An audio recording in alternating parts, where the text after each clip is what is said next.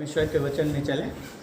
समय है कि हम परमेश्वर के वचन में चलें और परमेश्वर के वचन से निकाल लेंगे रूथ की पुस्तक, जिसका हम निरंतर अध्ययन करते आ रहे हैं। रूथ की पुस्तक और उसके 30वें अध्याय को पढ़ेंगे। परमेश्वर के वचन में से निकाल लेंगे रूथ की पुस्तक और उसके 30वें अध्याय को हम पढ़ेंगे। पूरे अध्याय को 1 से 18 पद को हम पढ़ेंगे। और परमेश्वर के वचन के पढ़े जाने के आदर में आइए हम सब अपने स्थानों पर खड़े हो जाएंगे।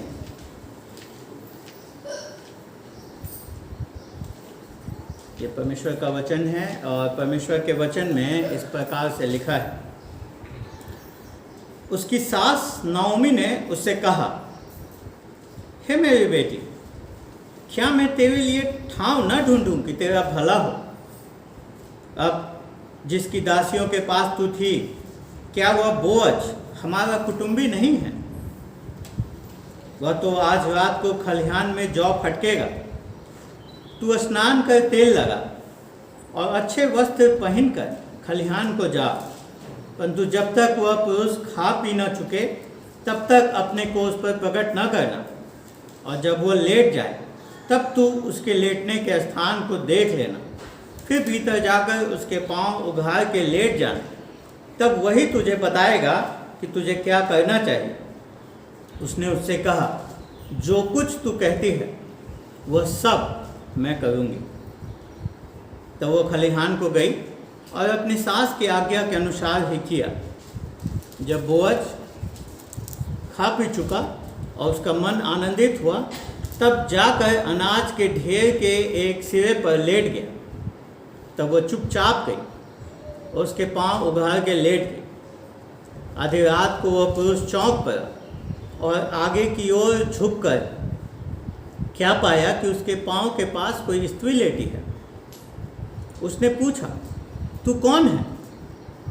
तब वह बोली, मैं तो तेरी दासी रूथ हूँ। तू अपनी दासी को अपनी चद्दर उठा दे, क्योंकि तू हमारी भूमि छुड़ाने वाला कुटुंबी है। उसने कहा, हे बेटी, यहोवा की ओर से तुझ पर आशीष हो, क्योंकि तूने अपनी पिछली प्रीति पहली से अधिक दिखाई। क्योंकि तू क्या धनी क्या कंगाल किसी जवान के पीछे नहीं लगी।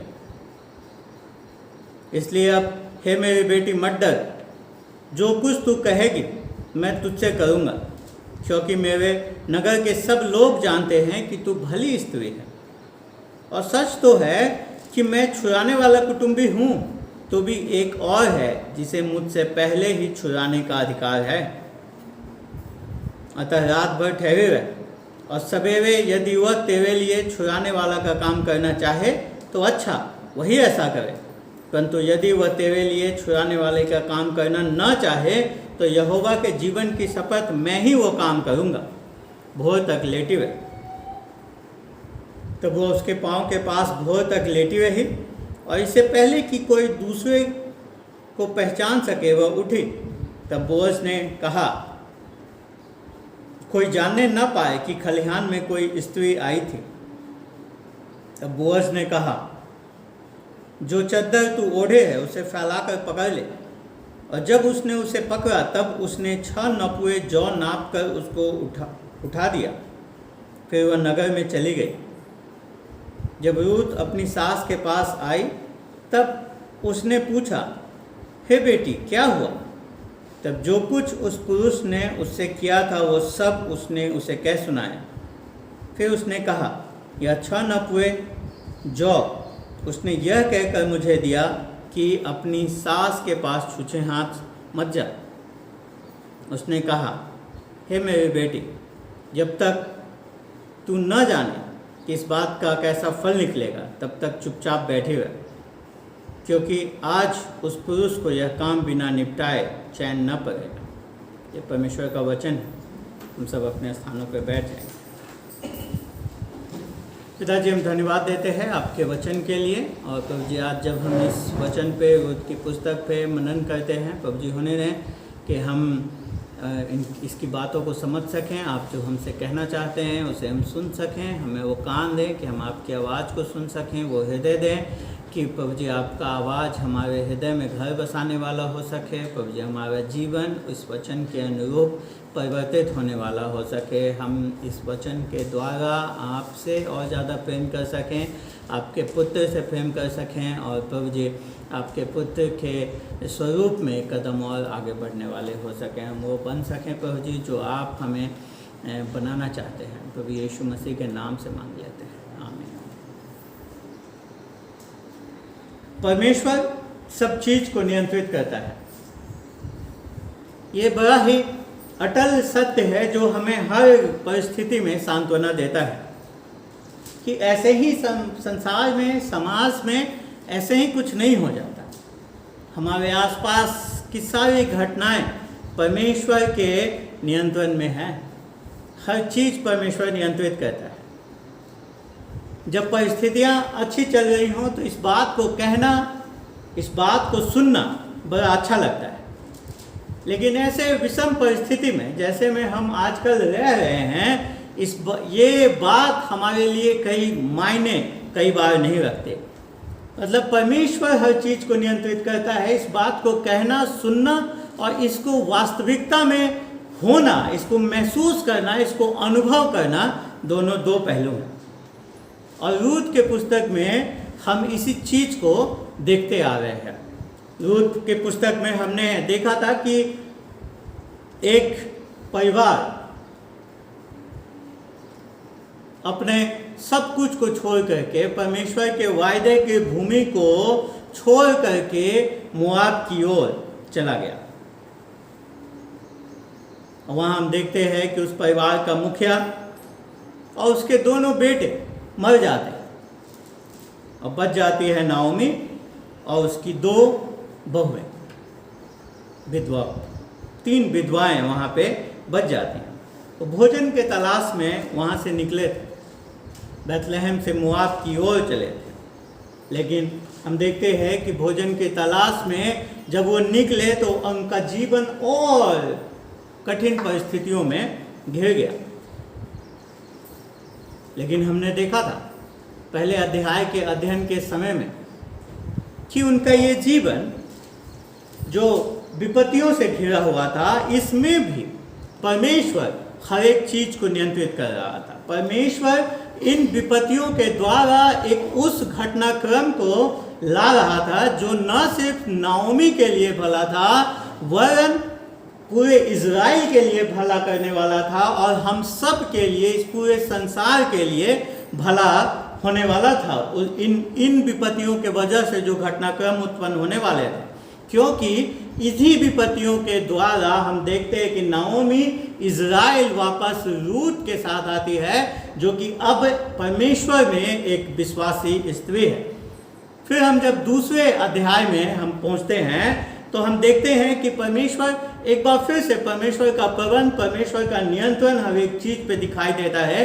पर इस समय में हानि में नहीं, वरन कुछ लाभ में हम परमेश्वर के प्रबंध और नियंत्रण को देखते हैं। हम देखते हैं कि रूथ अपने और अपनी सास के लिए भोजन के तलाश में घर से निकलती है, लेकिन जब वो वापस घर आती है तो सिर्फ भोजन के साथ ही नहीं, वरन एक नई मित्रता के साथ आती है। बोअज के साथ जो उसकी का भेंट है, जो उसकी मित्रता है, उसके साथ वो घर लौटती है। उस बोअज के साथ मित्रता जो उसे आमंत्रित करता है कि सारे कटनी के समय में न सिर्फ जौ वरन गेहूं के कटनी के समय तक उसी के दासियों के साथ वो रहे और वो अनाज चुनती रहे।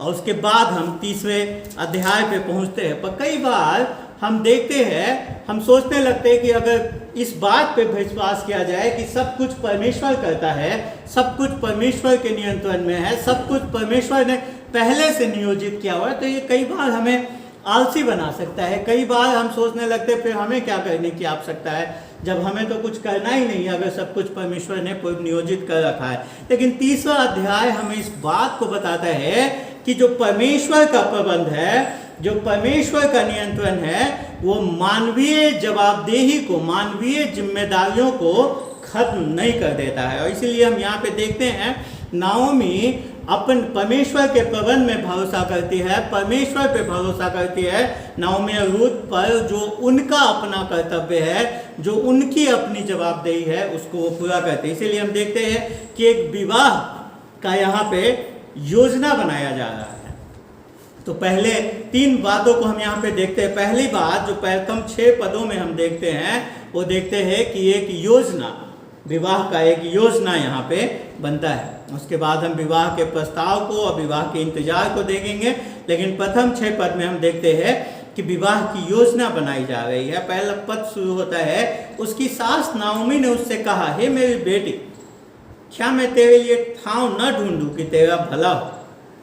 आजकल के इस संसार में, आजकल के इस समाज में जो सबसे ज़्यादा जिस रिश्ते पे मजाक बनाया जाता है या जिस रिश्ते के करवाहट को मजाक बनाया जाता है, वो सास और बहू का रिश्ता है। हर समय व्हाट्सएप पे जोक्स और तमाम प्रकार के चुटकुले, और लोग आपस में बातचीत के दौरान भी सास बहू के संबंध पे बहुत चुटकुले बनाए जाते हैं, बहुत उनके करवाहट को बहुत चुटकुले के द्वारा व्यक्त किया जाता है। लेकिन यहाँ पे हम देखते हैं कि एक सास और बहू में एक अलग ही प्रकार का सास बहू में रिश्ता है, जो परस्पर प्रेम है एक दूसरे के लिए, वो यहाँ पे हमें दिखाई देता है। नाओमी का रूथ के प्रति या रूथ का नाओमी के प्रति जो प्रेम है, वो यहाँ पे हमें स्पष्ट इन पदों में दिखाई देता है। और नाओमी हम देखते हैं सर्वप्रथम जो रूथ के लिए जो उसके हृदय में दया है, रूथ के लिए जो उसके हृदय में प्रेम है, उसको यहाँ पे प्रकट करती है। वो कहती है कि क्या मैं तेरे लिए कोई ठाव न ढूंढूं कि तेरा भला हो। क्या मैं तेरे लिए कोई ठाव न ढूंढूं कि तेरा भला हो। और नाओमी के लिए अच्छा था कि रूथ उसके पास होती, क्योंकि रूथ उसके लिए उसके खाने का इंतजाम कर रही थी, उसके जीविका को आगे बढ़ाने का इंतजाम कर रही थी। पर नाओमी के हृदय में अपना भलाई से ज्यादा रूथ के लिए यहाँ पे प्रेम है, रूथ के लिए दया है। वो कहती है कि क्या मैं तेरे लिए ठाव न ढूंढूं कि तेरा भला हो।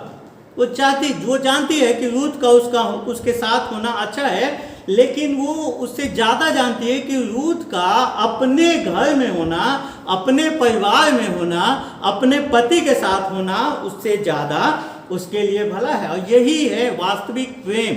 सच्चा प्रेम जो होता है वो अपने पे केंद्रित नहीं होता है, वो स्व केंद्रित नहीं होता है, वो दूसरे के ऊपर केंद्रित होता है।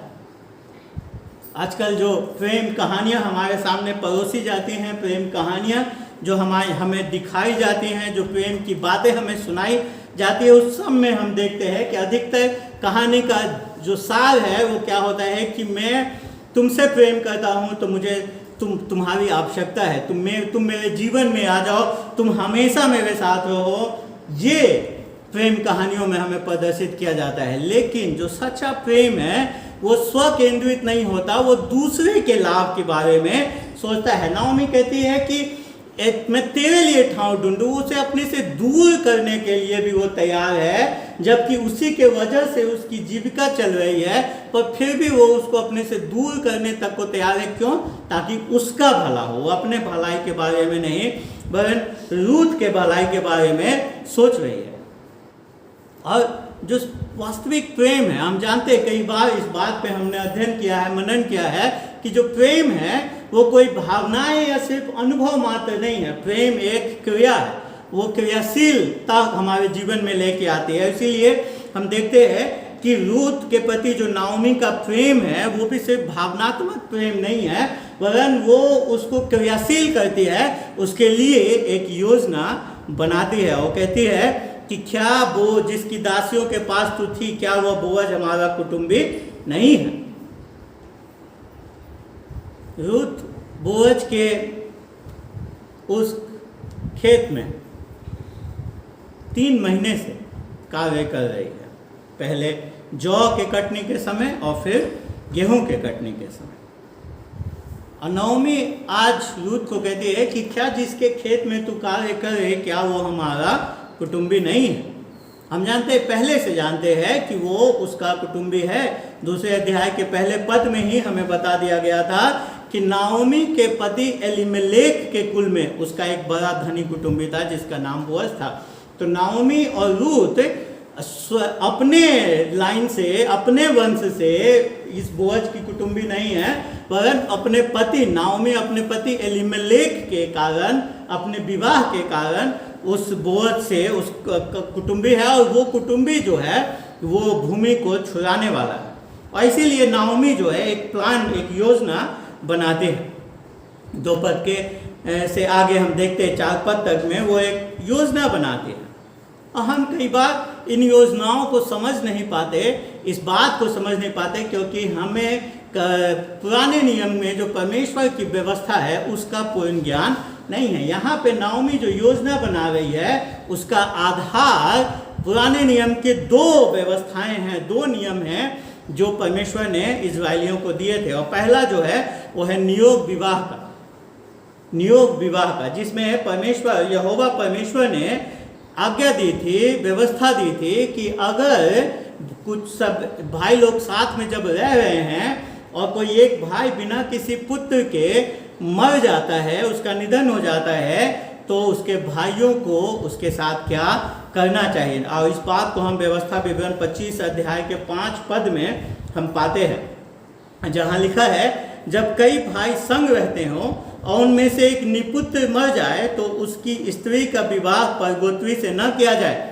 उसके पति का भाई उसके पास जाकर उसे अपनी पत्नी कर ले और उससे पति के भाई का धर्म पालन करे। तो जो नियोग विवाह का जो व्यवस्था था वो पारिवारिक प्रेम को प्रदर्शित करने का व्यवस्था था, और साथ ही साथ जो इस प्रकार की विधवाएं थीं उनका ध्यान रखने के लिए परमेश्वर ने यह व्यवस्था दी थी। और दूसरा नियम जो है, दूसरी व्यवस्था जो है वो भी हम पाते हैं लय व्यवस्था 25 अध्याय के 25 पद में, जो कि कुटुंबी छुड़ाने वाले का है, वो उस कुटुंबी का है जो छुड़ाने वाला होगा। लय व्यवस्था 25 अध्याय 25 पद कहता है, यदि तेरा कोई भाई बंधु कंगाल होकर अपनी निज भूमि में से कुछ बेच डाले तो उसकी कुटुंबियों में से जो सबसे निकट वो आकर अपने भाई बंधु के बेचे हुए भाग को क्या करे, छुड़ा ले। क्योंकि परमेश्वर ने जब इजरायलियों को उस जमीन में, उस भूमि में, उस देश में लेकर के आया था, तो परमेश्वर, पूरा जो देश था, पूरा जो भूमि था वो किसका था, परमेश्वर का था। और परमेश्वर ने हर एक परिवार को कुछ कुछ भूमि उसमें से आवंटित किए थे, और वो भूमि जो है वो उनसे दूर, उनसे अलग कभी नहीं हो सकते थे। इसीलिए अगर कोई आंशिक रूप से या क्षणिक रूप से उस भूमि पे उनका नियंत्रण खत्म हो जाए तो अब आवश्यक था कि जो उसका सबसे निकट कुटुंबी हो वो उसके लिए उस भूमि को क्या करे, छुड़ाए, ताकि वो भूमि हमेशा उसी परिवार के लोगों में बनी रहने वाली हो सके।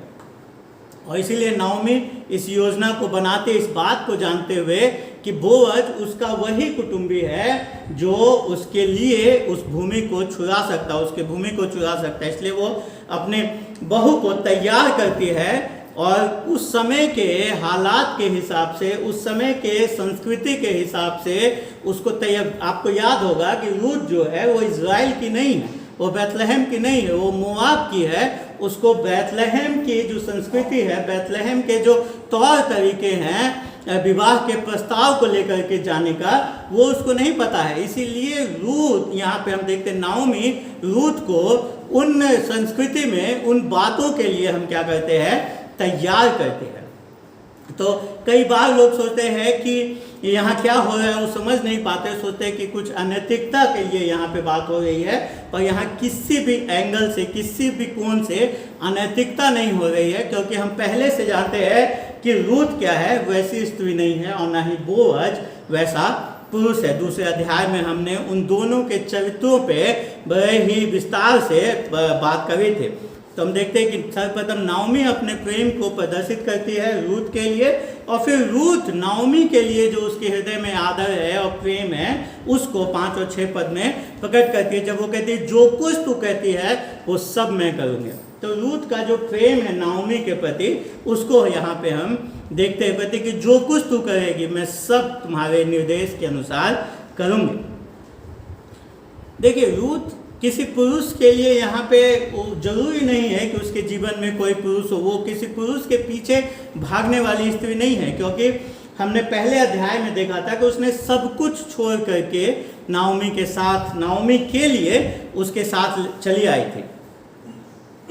जब वो उस घर से, मोआब से निकली होगी, उसके परिवार वालों ने उसको समझाया होगा, उसको कहा होगा कि यहाँ से जाने के बाद तुम्हारे जीवन का कोई भविष्य नहीं है। जब वो निकली होगी तो उसको पता होगा कि मोआब में आकर के एक इजरायली एक मोआबन स्त्री से विवाह कर लेता है, पर शायद बैतलहम में कोई इजरायली किसी मोआबिन से कभी विवाह नहीं करेगा। तो जब वो मोआब छोड़ करके इजराइल आई थी, उसको उसके जीवन में कोई विवाह की उम्मीद से वो यहाँ पे नहीं आई थी। वो शायद अपना पूरा जीवन अकेले नाओमी के साथ, नाओमी के देखभाल के लिए समर्पित कर चुकी थी। लेकिन फिर भी यहाँ पे हम देखते हैं कि रूथ नाओमी के कहने पे कहती है कि मैं वो सब कुछ करूंगी जो तू कहती है। वो अपने लिए नहीं, एक बार फिर से हम देखते हैं नाओमी के लिए यहाँ पे चिंतित है, क्योंकि रूथ जो है यहोवा परमेश्वर में विश्वास कर रही है, और उसको जो नाओमी के द्वारा जैसा उसको परमेश्वर के बारे में सिखाया जा रहा है, उन सब को सीखने के बाद वो परमेश्वर की इच्छा उसके जीवन में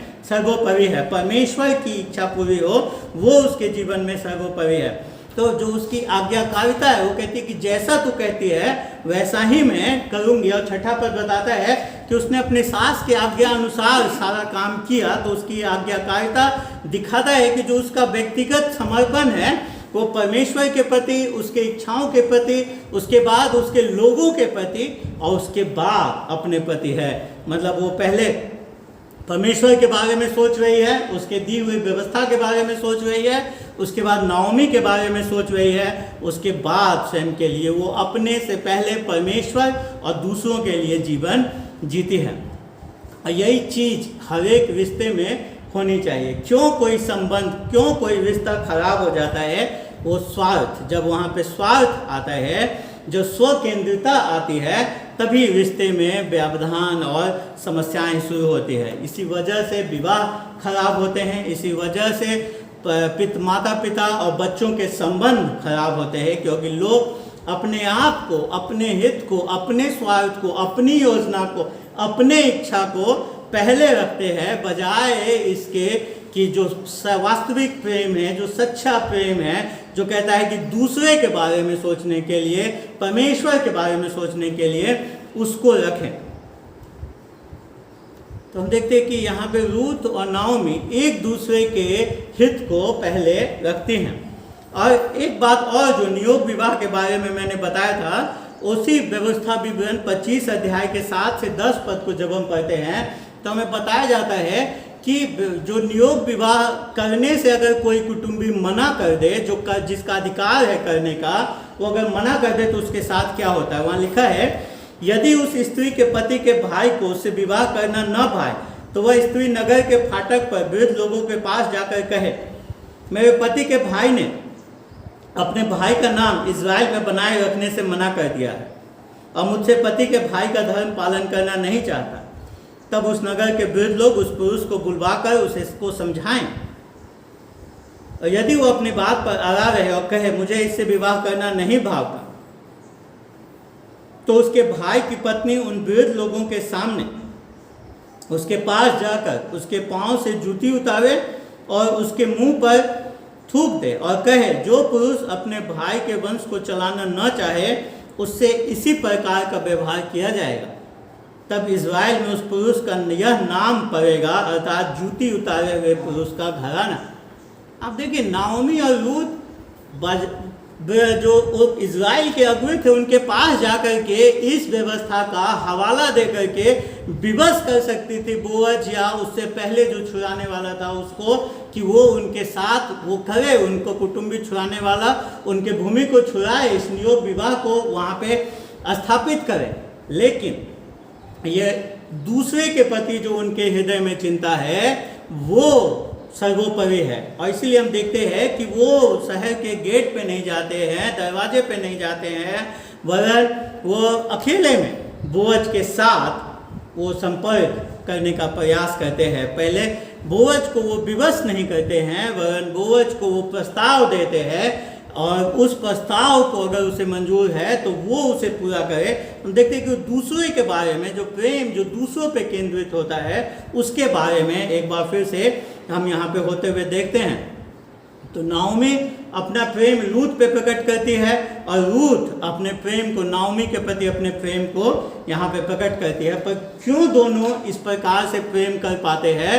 क्योंकि सर्वप्रथम वो दोनों परमेश्वर से प्रेम करते हैं, क्योंकि जो परमेश्वर से प्रेम करता है वही परमेश्वर के आज्ञाओं से भी प्रेम कर सकता है, वही परमेश्वर के आज्ञाओं को भी पूरा कर सकता है, क्योंकि परमेश्वर जो उससे प्रेम करते हैं उनको सामर्थ्य देता है कि वो उनकी आज्ञाओं को पूरा करे। और परमेश्वर जब भी कोई इस छुड़ाने के सिद्धांत को, छुड़ाने के तरीके को गंभीर चाहता है कि परमेश्वर की लोग इस बात को गंभीरता से लें। परमेश्वर ने ये कुटुंबी छुड़ाने वाले की व्यवस्था अपने वचन में हम देखते हैं कि दी, ताकि जो इज़राइल के परिवार हों वो अपने भूमि से उनका नियंत्रण खत्म न हो, उनका भूमि, उस परिवार का भूमि उस परिवार में बना रहे। लेकिन हम सब जानते हैं कि हम सब भी कुछ न कुछ खोते हुए इस संसार में प्रवेश करते हैं। हम सब आदम में उस स्वर्ग को, उस स्थान को, उस अदन को खो चुके हैं जहाँ पे हमें होना चाहिए था। हम इस संसार में परमेश्वर से दूर, परमेश्वर से कट करके आते हैं और इसीलिए हमें भी एक छुड़ाने वाले की आवश्यकता है। हमें भी आवश्यकता है कि हमें छुड़ाया जाए। अब इसीलिए परमेश्वर ने इस बात को का प्रयोजन हमारे जीवनों में किया, अपने पुत्र प्रभु यीशु मसीह को इस संसार में भेज करके। इसलिए अगर हम परमेश्वर को प्रसन्न करना चाहते हैं तो अवश्य है कि हम इस छुटकारे के सिद्धांत को गंभीरता से लें। हम अपना भरोसा इस छुड़ाने वाले पे रखें, उसके छुड़ाने के लिए जो उसने कार्य किया है क्रूस पे, उस कार्य पे हम अपना भरोसा रखें। तो प्रथम 6 पद में हम देखते हैं कि वहाँ पे एक विवाह का योजना बनाया जाता है और 7 से 15 पद में हम देखते हैं कि उस विवाह के योजना पे कार्य होता है, उस प्रस्ताव को लेकर के जाया जाता है। हम देखते हैं 7वें पद में, जब बोअज खा पी चुका और उसका मन आनंदित हुआ, तब जाकर अनाज के ढेर के एक सिरे पर लेट गया। बोअज खलिहान में अनाज के एक सिरे के पास दूर जाकर के क्या हो गया, लेट गया। और रूथ वहाँ आती है, चुपचाप गई और उसके पांव उघाड़ के लेट गई। रूथ बोअज के लिए अपने वो इस बात को प्रकट करती है कि वो उससे विवाह करने के लिए तैयार है। वो उस प्रस्ताव को लेकर के आते हैं। वो जो परमेश्वर का जो व्यवस्था है नियोग विवाह का, उसको अभ्यास में लाने के लिए, उसको व्यवहारिकता में लेकर के अपने जीवन में लेकर के आने के लिए, उसके लिए वो तैयार है। वो इस कार्य के द्वारा बताना चाहती है कि वो बोअज को नियोग विवाह के द्वारा महलोन का स्थान अपने जीवन में दे रहे हैं। एक बार फिर से हमें इस बात को समझना है कि रूथ प्राचीनों के पास, इज़राइल के वृद्धों के पास जाकर के ये कार्य कर सकती थी, इस बात के लिए डिमांड कर सकते थे, अपने अधिकार के लिए डिमांड कर सकते थे। लेकिन उसने जो तरीका अपने सास नाओमी के कहने पे चुना वो बड़ा ही शांतिपूर्ण का तरीका था। वो अधिकारों के मांग का तरीका नहीं था, वरन दया और अनुग्रह के तरीके को दिखाता है कि सामने वाला, छुड़ाने वाला अपने मर्जी से उसके जीवन में दया करे। वो कोई अधिकार की बात यहाँ पे नहीं करता। जैसे हम भी परमेश्वर पे हम जाकर के अधिकार नहीं प्रकट कर सकते कि हमारा अधिकार है कि आप हमें छुड़ाइए, वरन परमेश्वर स्वयं अपने मर्जी से, जब हम अपने पापों को मानते हैं, जब हम अपने आप को इस छुड़ाने वाले के हाथों में दे देते हैं, तब वो अपनी दया और अनुग्रह में हमें छुड़ाता है। वही चीज़ यहाँ पे हम होते हुए देख रहे हैं बोअज और रूथ के जीवन में। रूथ अपने आप को पूर्ण रूप से अपने छुड़ाने वाले के हाथ में डाल देती है। और एक बात हमको यहाँ पे समझने की आवश्यकता है कि हम किस समय में पढ़ रहे हैं। जो अध्याय शुरू होता है वहाँ लिखा है कि ये न्यायों के समय की बात है।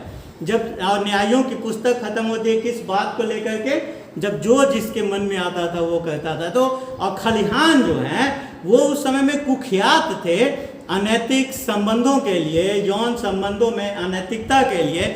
यहाँ नाओमी जो रूथ का परमेश्वर के ऊपर भरोसा भी है वो भी प्रकट होता है। यहाँ बोअज उसका फायदा उठा सकता था, उसके साथ गलत कर सकता था, लेकिन वो अपने यहोवा परमेश्वर पे भरोसा कर जो उसका है वो यहाँ दिखाते, वो भरोसा करते हुए बोअज के पास जाती है, जैसा उसकी सास ने कहा वैसा करती है। और हम देखते हैं कि आधी रात को वो पुरुष चौक पड़ा और आगे की ओर झुककर क्या पाया कि उसके पांव के पास कोई स्त्री लेटी है। उसने पूछा तू कौन है? तब वो बोली मैं तेरी दासी, मैं तो तेरी दासी रूत हूँ, तू अपनी दासी को अपनी चद्दर उठा दे क्योंकि तू हमारी भूमि छुड़ाने वाला कुटुंबी है।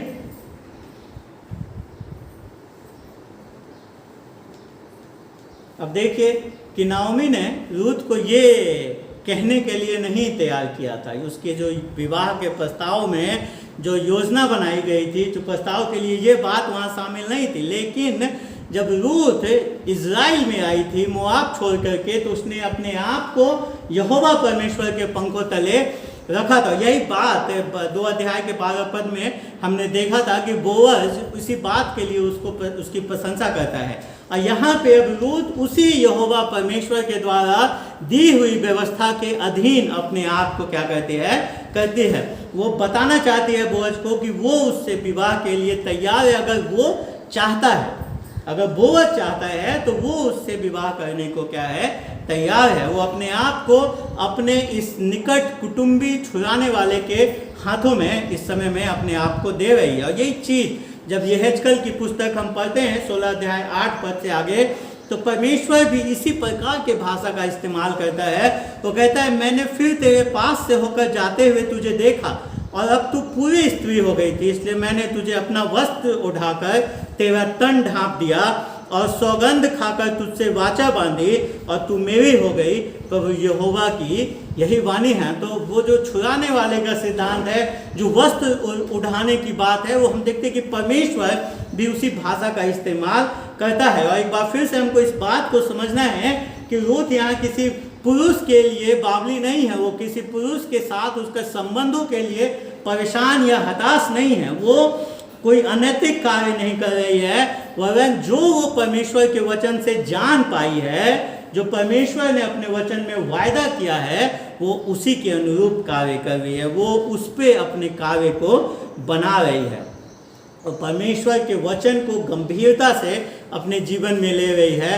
परमेश्वर के वचन पे वो कार्य कर रही है और उसके लिए परमेश्वर जो है वो उसके व्यक्तिगत स्वार्थ और व्यक्तिगत अभिलाषाओं, व्यक्तिगत स्वप्न से ऊपर है। और परमेश्वर का वचन बताता है कि परमेश्वर विधवाओं का, अनाथों का देखभाल करने वाला परमेश्वर है।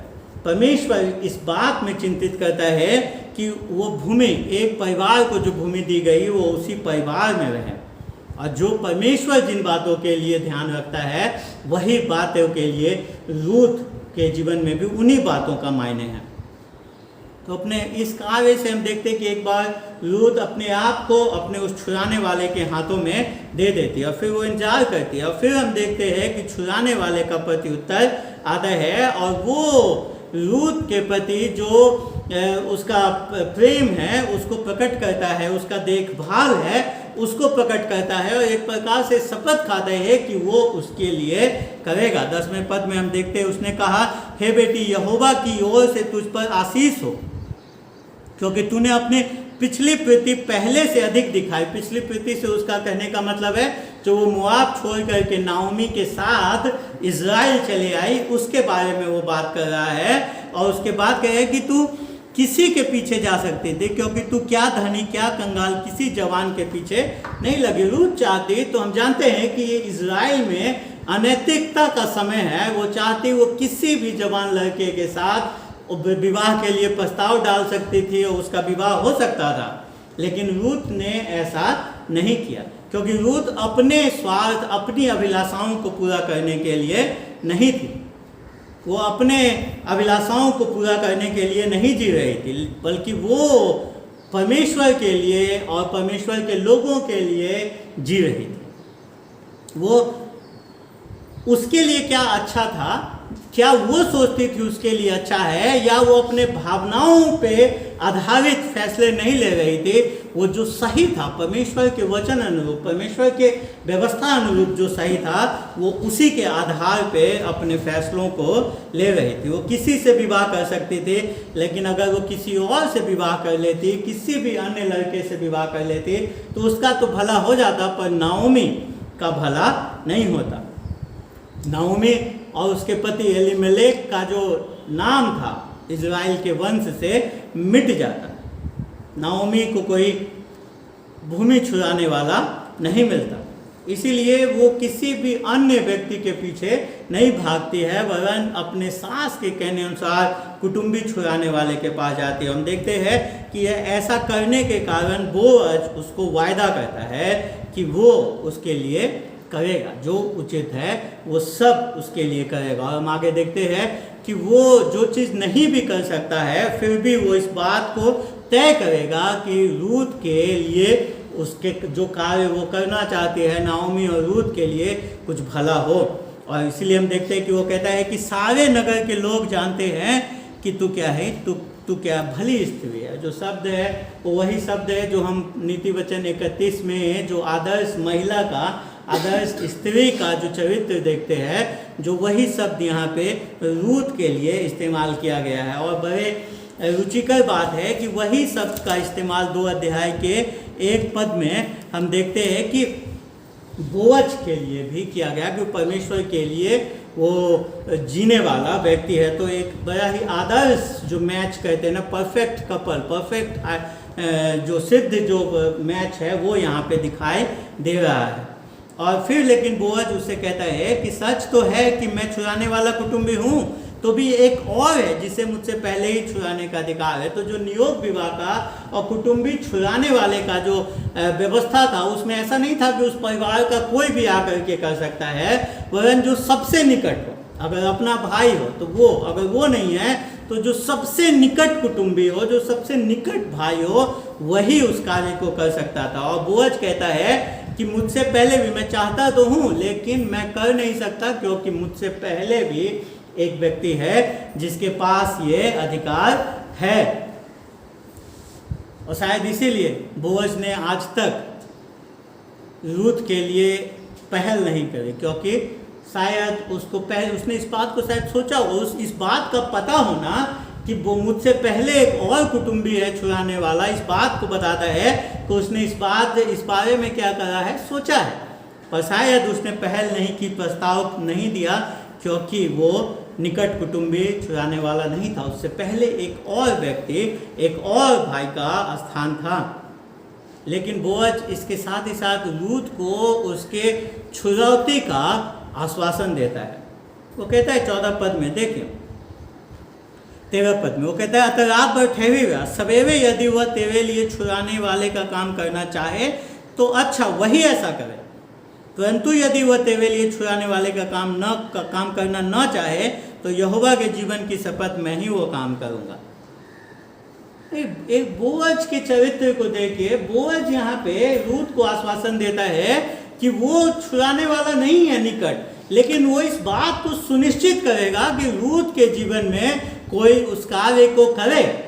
मतलब अगर बोअज के जीवन में बोअज से रूथ का विवाह हो ना हो, लेकिन फिर भी बोअज इस बात को सुनिश्चित करता है रूथ के लिए कि जो छुड़ाने वाला है वो उसके पास जाएगा, वो उससे उसके लिए बात करेगा और वो सारे कार्य को करेगा। एक बात जो प्रेम का जो तस्वीर है, जो दूसरों पे केंद्रित होता है, स्व केंद्रित नहीं है, वो एक बार फिर से हम यहाँ पे देखते हैं। निस्वार्थ प्रेम यहाँ पे बोअज रूथ के लिए कहता है। और एक बार फिर से हम देखते हैं कि वो कहता है कि 14वें पद में कि कोई वो वहाँ पे रात भर टिकी रहे, पर जाने से पहले कोई जान ना पाए कि वो यहाँ आई थी, क्योंकि रात में रूथ का इस प्रकार से यात्रा करना सुरक्षित नहीं था। इसलिए वो कहता है कि यहीं रुकी रहे। लेकिन लोगों का इस बात को जानना कि कोई महिला खलिहान पे थी, वो रूथ के अपने जो उसका अभी तक में जो चरित्र लोगों के सामने आया था और बोअज के चरित्र पे गलत प्रकाश डालता, इसलिए वो कहता है कि इस बात को कोई जानने न पाए कि खलिहान में कोई स्त्री आई थी। दूसरी और बात है, मिशना में इजरायली नियम में, यहूदियों के नियम में हम जब पढ़ते हैं, हम पाते हैं कि एक ऐसा भी नियम विकसित किया गया था कि अगर निकट कुटुंबी जो छुड़ाने वाला है, अगर वो उस महिला के साथ या अन्य जाति महिला के साथ पहले यौन संबंध बना लेता है तो वो छुड़ाने वाले का कार्य या नियोग विवाह का कार्य नहीं कर सकता है। तो इसलिए बोअज लूत के प्रति जो उसका प्रेम है एक बार फिर से प्रकट करता, कहता है कि कोई जानने न पाए कि खलिहान में कोई स्त्री आई थी। और फिर हम देखते हैं कि जो आरंभ से दूसरे अध्याय से बोअज जो लूत के प्रति चिंता करता है, उसकी देखभाल करता है, उसको एक बार फिर से यहाँ पे प्रकट होते देखते हैं, जब वो कहता है अपनी चद्दर को फैला और उसे 6 नपुए जौ नाप कर उठा देता है कि वो फिर नगर में चली जाए। और हम देखते हैं कि लूत बोअज जाते जाते लूत को, जबकि अभी भी इस बात की कोई निश्चितता नहीं है कि बोअज और लूत का विवाह होगा, क्योंकि उससे पहले एक कुटुंबी है छुड़ाने वाला, पर फिर भी लूत के लिए वो देता है, उसकी देखभाल करता है। जो उसके हृदय में उसके लिए प्रेम है वो निस्वार्थ है, बिना किसी स्वार्थ के है, और उस बात को प्रकट करता है। और फिर हम देखते हैं 16 से 18 पद में जो विवाह की योजना, विवाह के प्रस्ताव के बाद जो इंतजार है विवाह के दिन का। 16 पद में वो वापस अपने सास के पास आती है, उसकी सास उससे पूछती है कि क्या हुआ, तो जो कुछ उस पुरुष ने उससे किया था वो सब उसने उसे कह सुनाया। और 17वें पद में वो कहती है, फिर उसने कहा, यह 6 नपुए जौ उसने यह कहकर मुझे दिया कि अपनी सास के पास छूछे हाथ मत जा। जब नाओमी मोआब से आई थी इज़राइल बेथलेहम, तो उसने इसी बात को कहा था कि मैं भरी पूरी गई थी, मैं छूछे हाथ आई हूँ। एक बार फिर से बोअज जो रूत को इस प्रकार से दे करके कहता है कि अपनी सास को कह कि वो अपनी सास के पास छूछे हाथ मत जा, तो इस बात को दिखाता है कि नओमी के अब खाली हाथ होने का, छूछे हाथ होने का दिन क्या हो रहे हैं, खत्म हो रहे हैं। और नओमी रूत से कहती है कि इंतजार कर,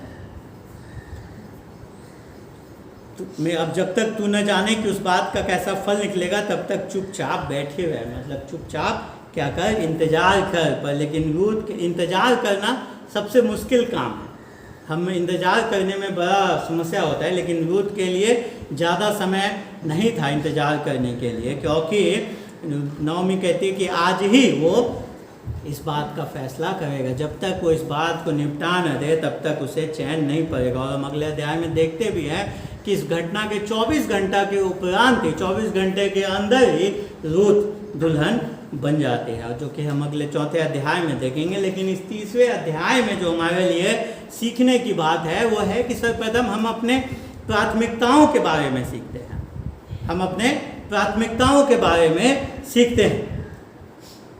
परमेश्वर के अनुग्रह के वजह से रूत ने अपने जीवन में जो फैसले लिए वो सही प्राथमिकता को दिखाते हैं। परमेश्वर पहले, दूसरे लोग पहले, और फिर अपने बारे में उसने सबसे अंतिम में सोचा।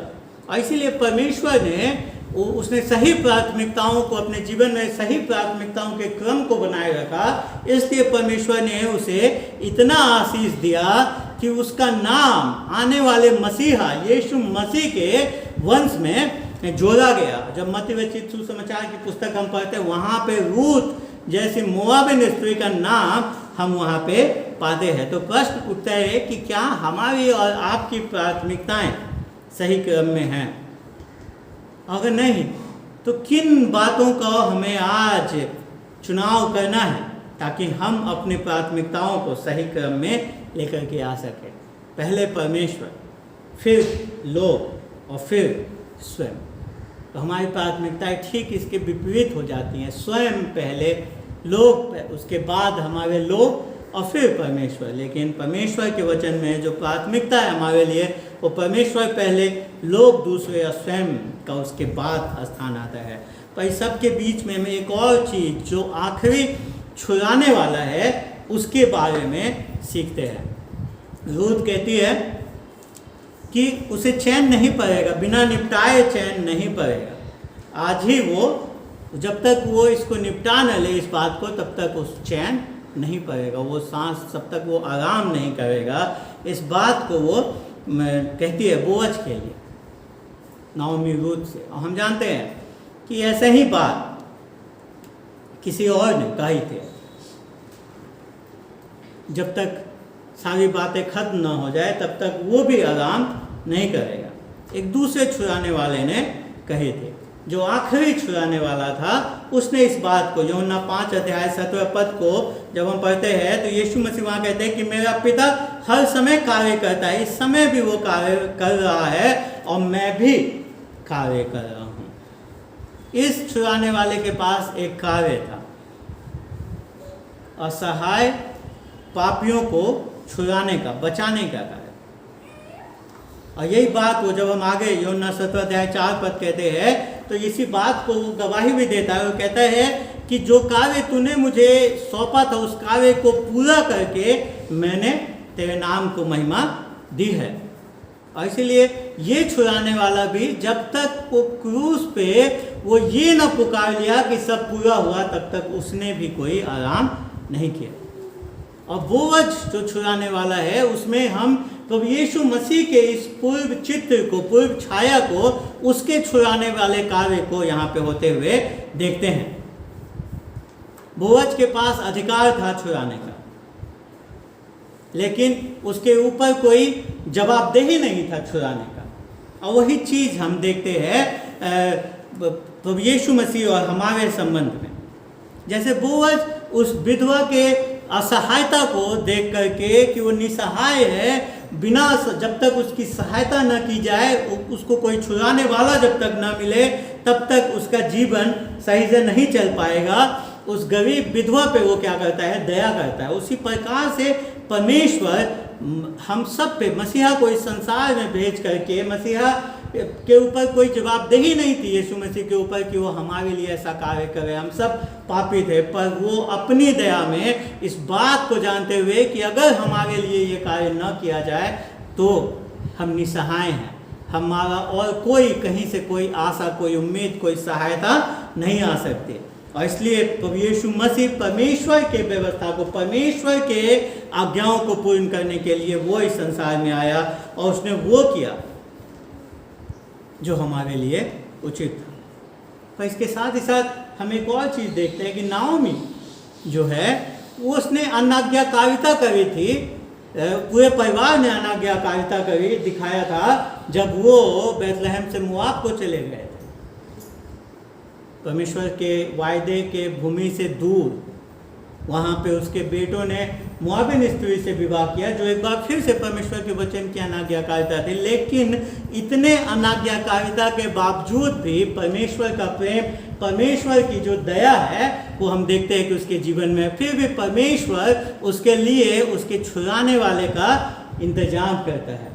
इसलिए ये हमें इस बात को बताता है कि परमेश्वर के प्रेम से कोई भी दूर नहीं जा सकता है, चाहे कुछ भी हो जाए, हम परमेश्वर के प्रेम में बने रहते हैं। और इसी ये हमें इस बात को बताता है कि हम सबको भी एक छुड़ाने वाले की आवश्यकता है, हम सबको भी एक छुड़ाने वाले की आवश्यकता है। और इब्रानियों की पत्री में हम इस बात को पढ़ते हैं, जहाँ पे लिखते हैं 4 अध्याय के 9-10 पद में कि एक जो सबत के आराम का दिन है, उसके बारे में वहाँ पे लिखा हुआ है कि जो भी उसमें प्रवेश करता है वो अपने कार्यों से विश्राम करता है। मेरे प्रियो, प्रश्न ये उठता है कि आप किसके कार्य में भरोसा करते हैं? आप किसके कार्य में भरोसा करते हैं? इस जो आखिरी छुड़ाने वाला तो यीशु मसीह है, उसके क्रूस पे किए हुए कार्यों पे, या आज तक आप अपने ही कार्यों में उलझे हुए हैं, अपने ही हाथ के कार्यों पे आप भरोसा कर रहे हैं? क्या आप इस छुड़ाने वाले के कार्य में विश्राम कर रहे हैं? हमें इस प्रश्न का उत्तर अपने जीवन में देखना है। अगर कर रहे हैं तो हमारे जीवन की प्राथमिकताएं क्या क्रम में हैं? हम इस छुड़ाने वाले को अपने जीवन में प्रथम स्थान दे रहे हैं? क्या हम पूर्ण रूप से अपने आप को इस छुड़ाने वाले के हाथ में डाल चुके हैं? परमेश्वर हम सबको आशीष दे। और परमेश्वर करे कि हम सब अपने इस छुड़ाने वाले को पहचान सकें, अपने आप को पूर्ण रूप से उसी के हाथों में सौंपने वाले हो सकें। आइए हम प्रार्थना करें। पिताजी, हम धन्यवाद देते हैं कि आपने आज के इस अध्याय में, अपने वचन में, इन पदों में प्रभु जी जो यीशु मसीह हमारा छुड़ाने वाला है उसके तस्वीर को खूबसूरती से हमें दिखाया है। धन्यवाद देते हैं कि उसी के कार्यों के द्वारा हम आपके पंखों के तले आते हैं, उसे हम अपना शरण स्थान बनाते हैं, जहाँ पे अनंत काल के लिए हमारे जीवन में सुरक्षा है। और हम इस सच्चाई के लिए आपके नाम को धन्य कहते हैं, आपकी स्तुति करते हैं, आपकी महिमा करते हैं। तो यीशु मसीह के नाम से आमीन।